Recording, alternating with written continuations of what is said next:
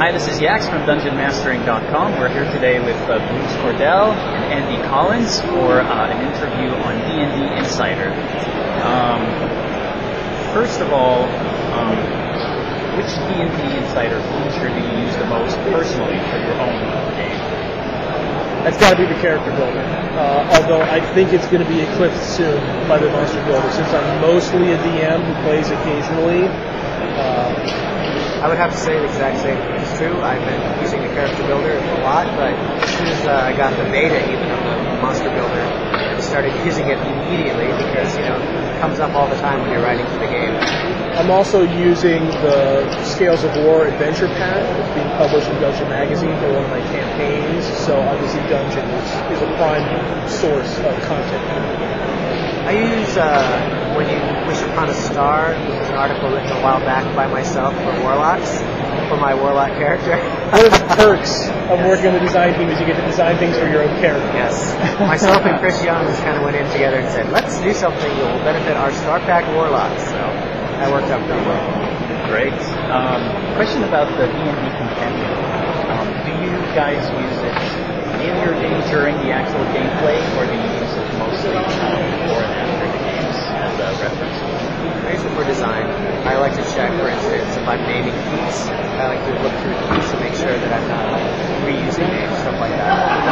I haven't yet joined the run a laptop while running a game contingent of DMs. There are a lot of folks out there that do that.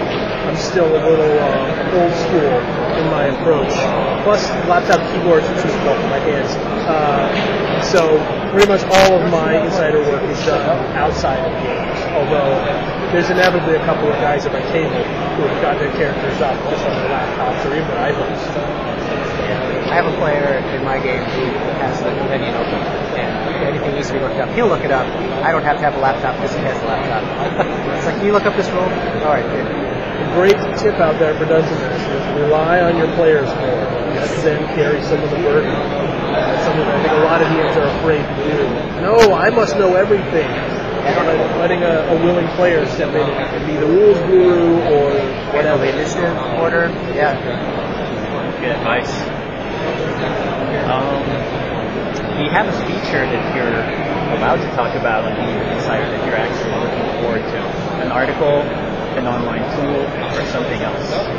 Well, I'm certainly really looking forward to the debut of the Assassin class next month, which is a D&D Insider exclusive. We're showing that off here at the con for folks who sign up for Insider or re-up their subscription. They're getting an excerpt of the class, including a playable assassin character that they can use in games right here. I think there are a lot of really interesting mechanics in that class and a pretty cool backstory for it as well that I think people will really enjoy. Right? It's sort of one of those dark fan favorite classes from way, way back. Right? I think that was even originally a Dragon Magazine class, way back in the day. So it's kind of neat to see it coming back in that same way. I guess there might be some things I'm looking forward to, but one thing I can say that I'm looking forward to is when the Scion fully comes out on DDI, when the Player's Handbook 3 comes out, you'll see that there's additional build powers that right now are not available with Scion. So, and as articles will also continue to come out, that'll also be nice to see additional Psionic resources become available on DDI. We're trying to be very disciplined about how we talk about upcoming tools for D&D Insider. We have learned from experience that it can be very easy to overpromise. We prefer now to be working on them a little more sequentially, so we can focus and only talk about them when we're very confident that we're going to be able to publish them soon in the quality that they deserve. So as a result, we didn't talk very much about the Monster Builder until that beta was out, right? It was only days away from coming out before we really started talking about it much. And that's just so we can avoid getting people excited for something that we maybe aren't ready for. This brings me to my next question. There's a lot of content on D&D Insider for DMs. I think it's very appealing for DMs to make their games better, run their games smoother. Also, players who are very active in the community or their game are also drawn to D&D Insider. Do you have any features right now or an upcoming feature that will appeal to the casual player the feature that aims at getting players back into the game and use their reintroduce in the hobby?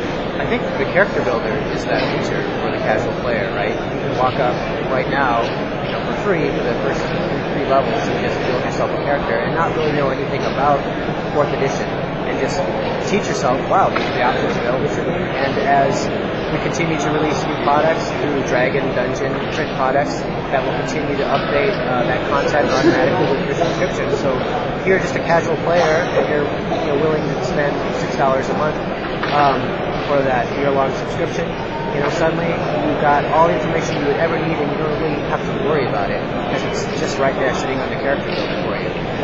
Yeah, I think the ability for the casual player to winnow through what looks like a giant shelf of books and get down to the key of what he really needs to worry about is one of the great features of the character builder and the monster builder as well for the DM, right? We often associate casual with the person who doesn't want to spend any resources, but it's also the person who doesn't necessarily have the time to deal with those resources, right?